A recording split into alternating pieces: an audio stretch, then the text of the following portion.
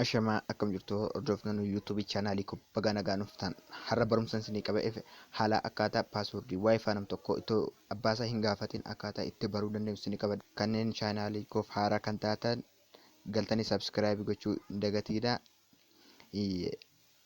Maqaan yuutuubii chaanaalii koo kennaa moobaayiliidha.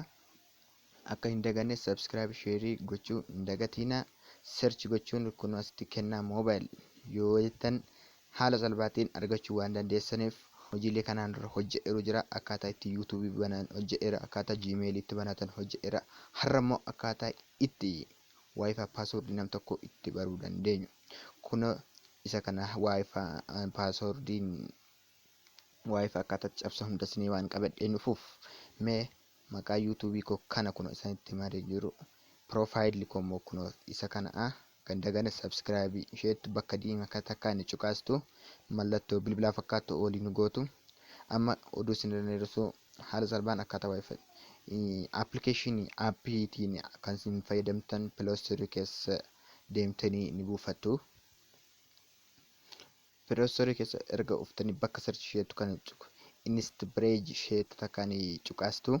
Ana waan buusee waan jiruuf piloostorii keessa isinillee erga akka hin daganneef haala waayifaa isaa itti paaswordii nam tokko magaalaa keenya keessa jiru hunda isaa baruu waan dandeenyuuf kun haala kanaan isinii fida. Abdeet install abdeet kan jiru isinii fida. Isin immoo install yoo takka inni cuqaastu ani buusee waan jiruuf abdeet na gaafate. Kunoo aappicha keessa nan galaa keessa aappicha kunoo haala kanaan banaa.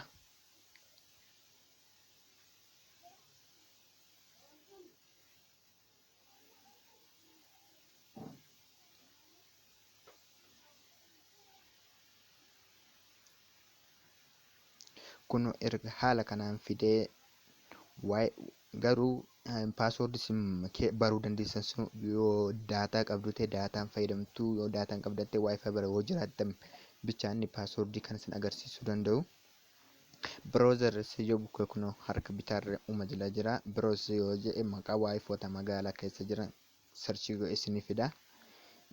Maap yoo jedhu immoo bukkee yoo tuqxan immoo lookeeshinii magaalicha keessa jiru isinii fida.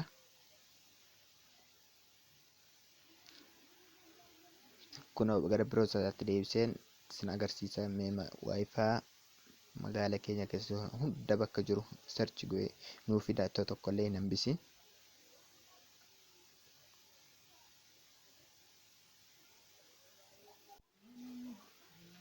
Waaw kunoo haala kanaan nuu fideera.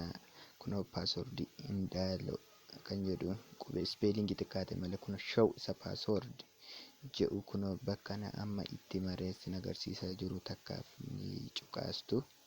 Kunoo bakka kana itti maree jiru takka show paaswordii isa yoo takka ni cuqaastu. Erga cuqaastanii paaswordii waayifaa sanaa maqaa isaan faana isinii fida.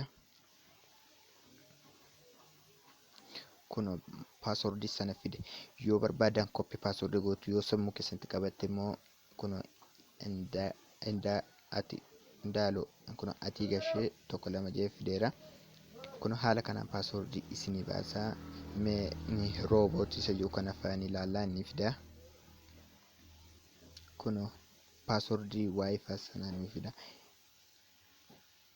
Kana erga isinii fideera sheerii gochuu barbaadan minaan isin gaafata. Sheerii gochuu dhiistanii ni dandeessu. Kunoo haala kana gara boodaatti immoo hojiilee garaagaraa komentii jalatti naa barreessa. Hojiilee garaagaraa isinii qabadhee dhufaa akka hin daganne. Kanaaf kana immoo viidiyoo kana laayik sheerii sabskiraayib gochuuf hin dagatiina. Har'aaf ani isinii qabadheef kanuma laayikii sheerii sabskiraayib gochuuf hin dagatiina. Yaada qabdan hunda immoo hojiilee wanta isin rakkise komentii jalatti naa barreessaa waan argachuu waan hin danda'uuf kana jabaadhaa.